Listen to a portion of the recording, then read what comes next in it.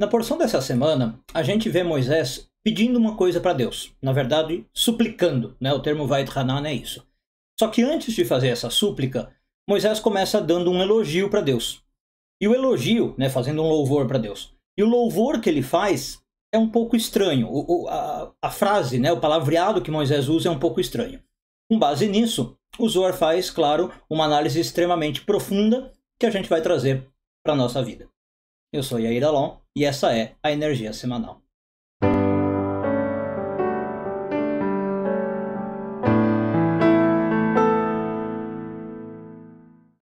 Bom, vamos lá, pessoal. Hoje a gente vai explorar então a Parashá de Va'et Hanan, né, que significa e suplicou, através de uma perspectiva mais única do Zohar, né?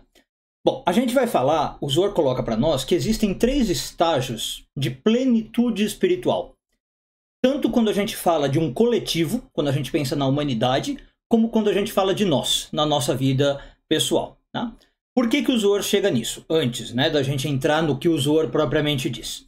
Então é o seguinte, quando Moisés está fazendo a súplica, como eu falei antes da vinheta, ele pede uma coisa. Isso está para quem quer acompanhar, Deuteronômio 3:25. Ele diz o seguinte, a minha súplica, eu, Moisés, é que você me deixe atravessar, ele está falando do Jordão, né? Atravessar o Jordão e ver a boa terra do outro lado do Jordão. Aquela boa montanha, aquele bom monte e o Líbano. Então aqui já tem uma coisa interessante para falar, que na verdade Moisés pediu 3 coisas, né? E o Rashi traz esse comentário. Na verdade, vários comentaristas. Quando ele pede para atravessar o Jordão e ver a boa terra, é Israel, né? A gente sabe que Moisés teve esse pedido, esse desejo negado algum tempo atrás, por causa do pecado do povo de Israel, e agora ele está suplicando. Ó, Deus, eu vou tentar uma última vez, vamos ver se dá certo, eu quero entrar para ver a terra de Israel.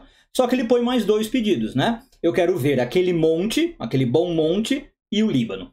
O bom monte, diz Urashi, é Jerusalém, porque Jerusalém é uma cidade de 7 montanhas, e o bom monte é porque em uma dessas montanhas ia se construir o templo, né? Moisés, como profeta, já sabia disso. Então ele queria ver não só a terra de Israel, como a montanha de Jerusalém, que chama Monte Sião.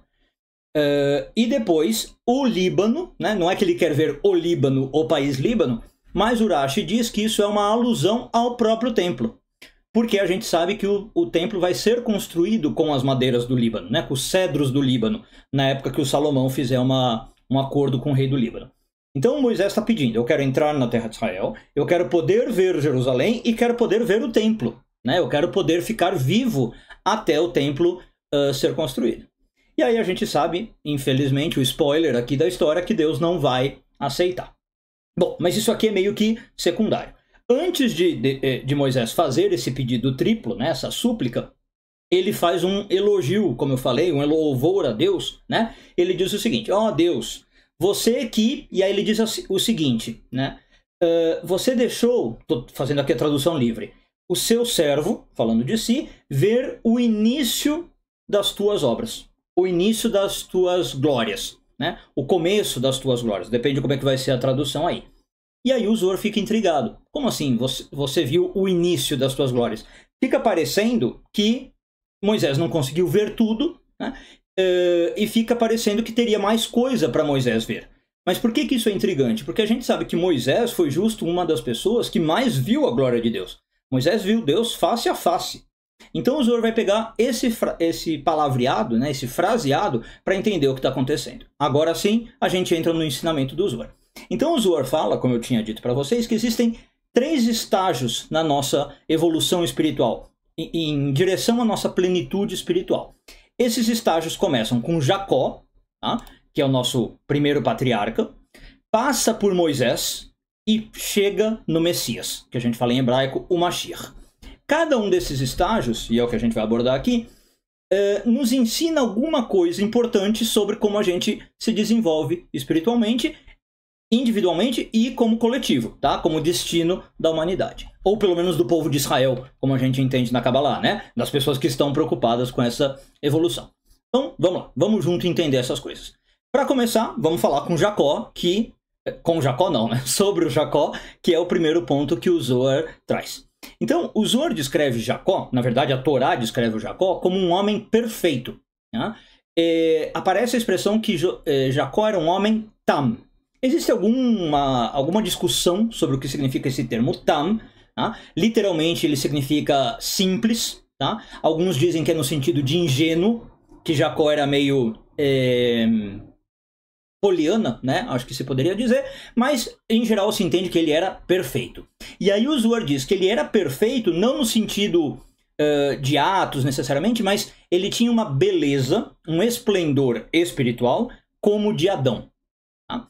Por quê? Porque Adão, a gente sabe, foi criado diretamente por Deus. Então Jacó conseguiu chegar a um nível de vivência em que ele chega ao nível de Adão. É claro que quando ele fala isso, ele também está remetendo, o Zohar, né? Quando ele fala isso, está remetendo ao termo tam com uma certa ingenuidade, né? Porque a gente tem essa ideia de que Adão ainda era ingênuo, tá?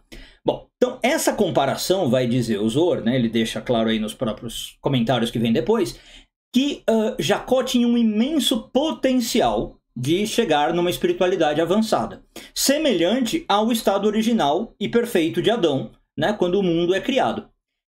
No entanto, e ao contrário de Adão, né, que foi criado já num estado de perfeição plena, Jacó não foi criado pleno, né, como já era um ser humano, como qualquer outro ser humano, ele teve que iniciar um caminho, né, que ia ser desenvolvido, que ia ser trabalhado. Se esse caminho fosse desenvolvido e trabalhado, né, aí ele chegaria num nível de perfeição.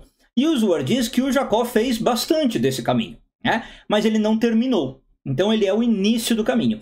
Ele deixa esse trabalho, na verdade, para os seus descendentes. Então a gente sabe que ele teve 12 filhos, né, que vão se tornar as 12 tribos, e aí o próprio fato que a gente fala 12 tribos de Israel, não 12 tribos de Jacó. Então é como falando, ele nasceu Jacó, mas ele se torna Israel, e os filhos dele são 12 tribos de Israel, né? Mas a estrutura, então, completa dessa nação, desse povo de Israel, estava se formando com Jacó, percebe? Ele não é de longe a estrutura completa. Ele é como se fosse a semente. Ele é o primeiro passo dessa jornada. Deu para entender? Aí essa semente, vamos chamar assim, se ramifica em 12 partes. Tá? Então isso tudo que eu estou falando está baseado, como eu disse, na Torá. Em Gênesis 25, 27, se não me engano, que fala que Jacó era um homem perfeito. Tá? E aí fala um homem que habitava em tendas. Então Jacó está simbolizando o potencial de você formar um coletivo santo, vamos chamar assim, de você sair do individual e ir para o geral, né? Mas, repito, é o potencial, é algo que ainda precisa ser feito, precisa evoluir, precisa se consolidar plenamente. Se a gente trouxer isso para a nossa vida pessoal, Jacó está representando o quê? O potencial espiritual que todo mundo carrega, mas que não necessariamente a gente vai desenvolver. Alguns desenvolvem, alguns não, né? E se a gente desenvolver, pode ser que fique muito pessoal, individual, pode ser que a gente expanda um pouco mais. Então, assim como Jacó, todos nós temos talentos, qualidades únicas que nos ligam a Adão, que fazem a gente ter a beleza de Adão, nesse sentido, né? Mas essas coisas estão adormecidas, vamos chamar assim, a Kabbalah diz, né? Talentos e qualidades adormecidas, que dependendo da situação de vida que a gente tem, dependendo dos nossos pais, dependendo das circunstâncias, a gente vai dar vazão a isso ou não. Né? A gente vai desenvolver plenamente ou não. Às vezes é até triste pensar, todo mundo sabe. Muitas vezes a gente tem um talento e a gente corta esse talento por um motivo ou por outro. Né? Ou porque a gente não vai para frente, ou porque as circunstâncias da vida não deixam a gente levar aquele talento. Agora, na época de Olimpíadas, isso fica muito claro. Né? Sempre aparece esse tipo de história.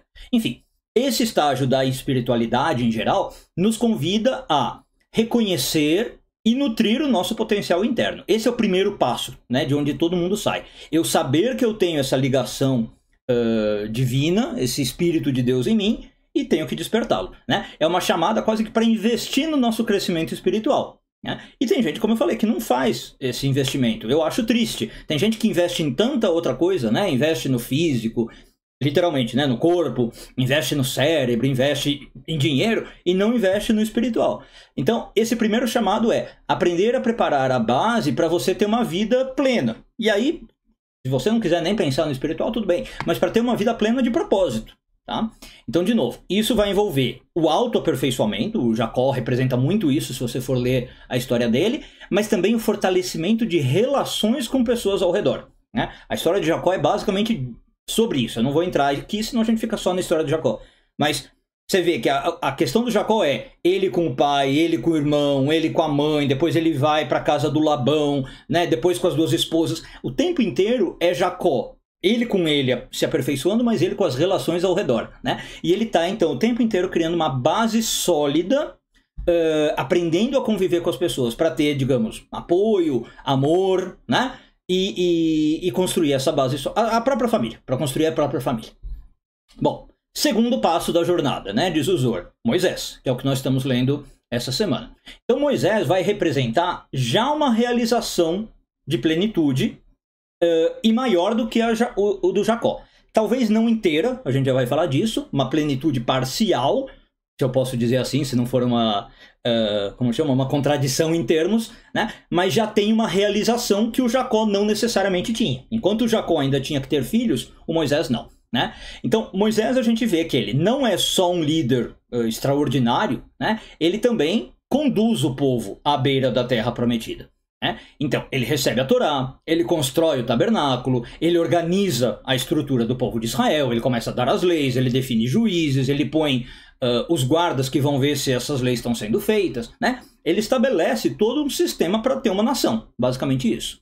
Então, a própria Torá, em Deuteronômio, aí eu não vou lembrar, acho que é 34:10, fala que nunca mais se levantou em Israel um profeta como Moisés, né? E aparece aquela famosa passagem que eu disse, a quem o Senhor conhecer a face. Deus conhece Moisés face a face.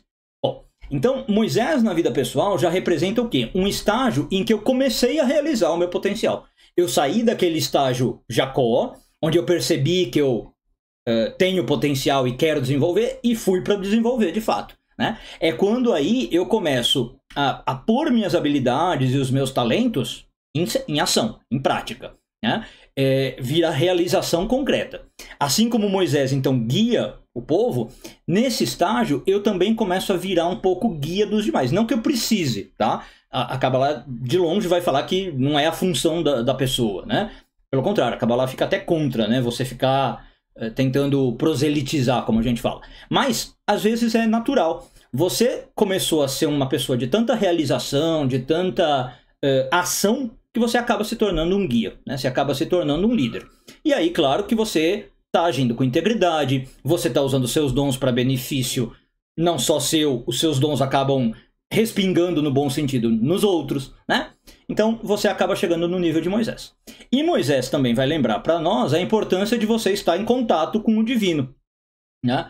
Mantendo aí uma conexão espiritual que vai te guiando nessas decisões, nesses desafios. Então esse é o momento da sua vida, da sua jornada espiritual, em que suas ações já começam a ter um impacto visível, percebe? Já começa a ter um impacto tangível no mundo. E de novo, eu estou falando espiritual, mas você pode ampliar para qualquer outra área da vida, na verdade, tá? Então, por isso que aqui, como eu falei, você começa a se tornar um líder, você começa a se tornar um exemplo para aquele ao seu redor. Pode ser na sua área financeira, pode ser na sua área amorosa, né? Mas você começa a manifestar algo, tá? Agora, por que eu falei lá, né, talvez uma contradição em termo, que é uma plenitude parcial? Porque a plenitude completa, vai dizer o Zohar, a Kabbalah e outros comentaristas, não conseguiu se manifestar na geração de Moisés. Ou melhor, não é que não conseguiu, ela não podia se manifestar na geração de Moisés. Então vamos lá. Como a gente viu no pedido de Moisés, desculpa, no versículo 25, ele pede 3 coisas. Eu quero atravessar a terra de Israel, eu quero ver Jerusalém e eu quero construir o templo. Construir não, ver o templo construído. E os comentários cabalísticos dizem que isso não podia acontecer porque não era um momento, basicamente, né? O templo não podia ser feito naquela hora. Vamos entender mais ou menos o que acontece. Então, obviamente que Moisés foi um líder de imenso poder espiritual, de uma conexão com Deus, como a gente viu, sem igual, né? A própria Torá fala isso, e sobre a sua liderança, a nação de Israel alcançou grandes alturas espirituais, tá? Tanto a primeira geração como a segunda, né? Teve a matança ali no meio. Agora, se ele tivesse entrado na terra de Israel, diz o Zohar, e realmente tivesse visto o templo, ou ajudado na construção do templo, talvez, o Zohar diz que esse templo teria que ser indestrutível. Tá? Por quê? Porque seria um templo tão santo e tão perfeito que, assim, a gente teria chegado, imagina, na redenção, na época final da humanidade.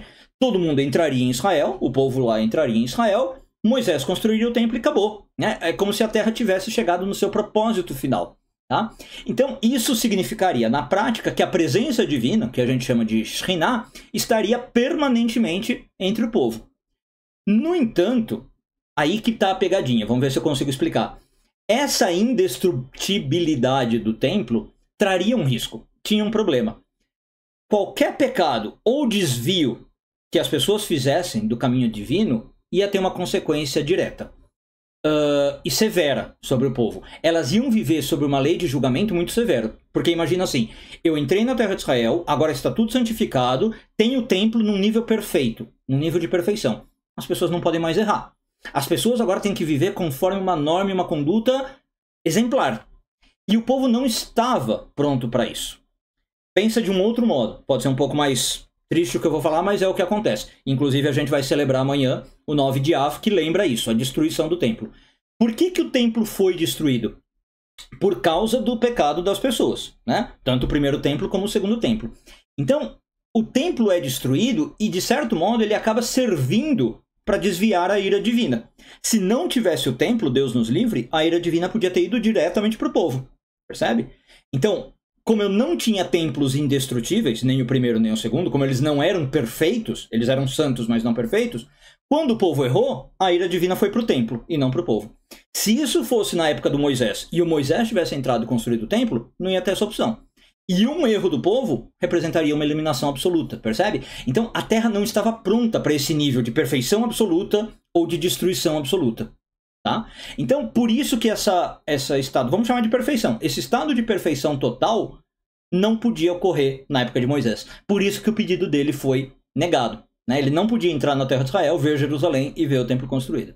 Para quando que foi deixado isso? Para o futuro, que é a terceira etapa que a gente vai falar daqui a pouco. A era do Messias. Né? O que vai representar essa era? Quando a humanidade, ou nós, se a gente falar no nível individual, está espiritualmente preparada para viver com essa plenitude, né? Para viver com essa santidade sem os riscos devastadores que ela pode trazer. Porque quanto maior a santidade, maior a sua responsabilidade, maior a sua obrigação, percebe? Então, por isso que Moisés entra como um potencial parcialmente realizado. Ele fez muito. Ele elevou a nação a grandes alturas, como a gente falou, e deixou elas na porta da terra de Israel. Mas ele não podia terminar o trabalho. Aí, o Messias, né, que ainda não chegou, se a gente falar coletivamente, individualmente a gente tem que trabalhar, representa a perfeição absoluta, o que eu estava falando. É um momento, né, em que todos vão ser reunidos, até mesmo aqueles que parecem estar longe de Deus. Essa é uma das profecias das profecias mais famosas do Messias, né? Não vai mais haver gente distante do conhecimento de Deus. Todo mundo vai ser unido. Então, diferentemente da época de Moisés, que exigia medida severa, né, para lidar com pecados, a gente tem uma questão curiosa também. Então, como eu falei, se fosse Moisés resolvendo, né, trazer o templo, a gente ia ter que ter uma conduta muito severa também para que não fosse destruído. Mas o Messias, quando ele vem, e vem essa profecia de que todo mundo será reunido, do que a gente está falando? Que todo mundo será acolhido.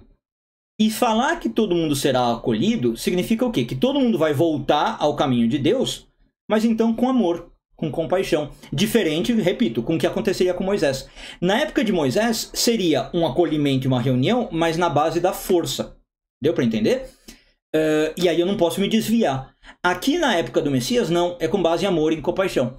Então, você acho que tem uma bela ilustração disso em Isaías, se não me engano, no capítulo 40, que fala o quê? Como um pastor, né, compara o Messias como um pastor, ou Deus talvez como um pastor, ele vai apacentar o seu rebanho com o braço, ele vai recolher os cordeiros e carregar no colo. É uma imagem muito bonita, como alguém segurando uma ovelhinha no colo. É uma imagem de mansidão, de paz, de amor, de acolhimento. Percebe? Então, essa imagem do Messias como um pastor cuidando do rebanho, é bem clássica no judaísmo, simboliza o quê?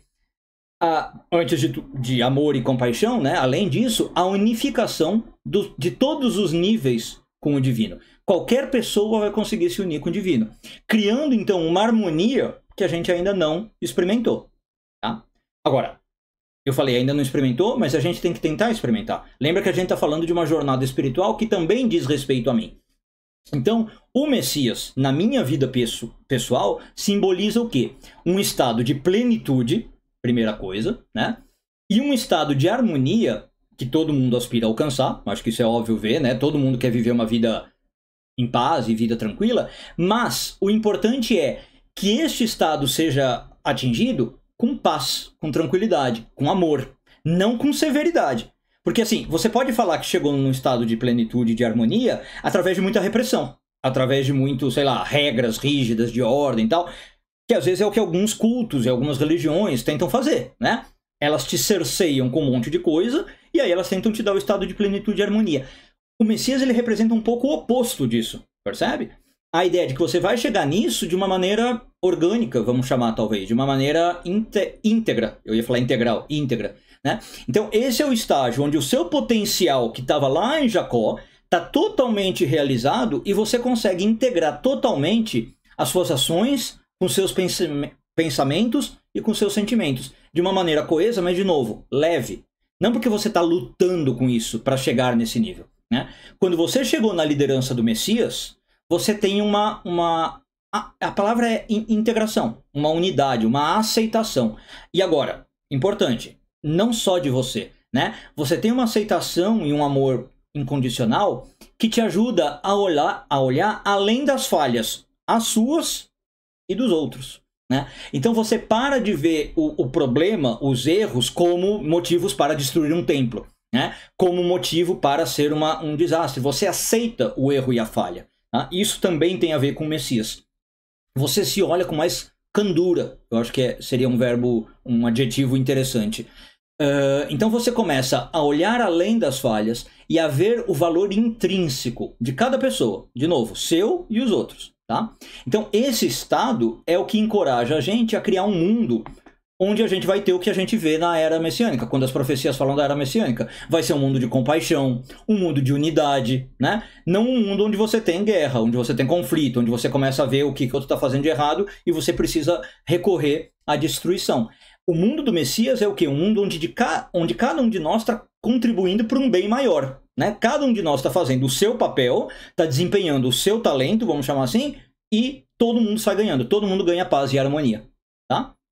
Bom, então espero que tenha ficado claro. Vamos lá, para concluir e para resumir, que talvez a lição tenha sido um pouco abstrata, estou com esse medo. Qualquer coisa vocês falam aqui no comentário se foi o caso.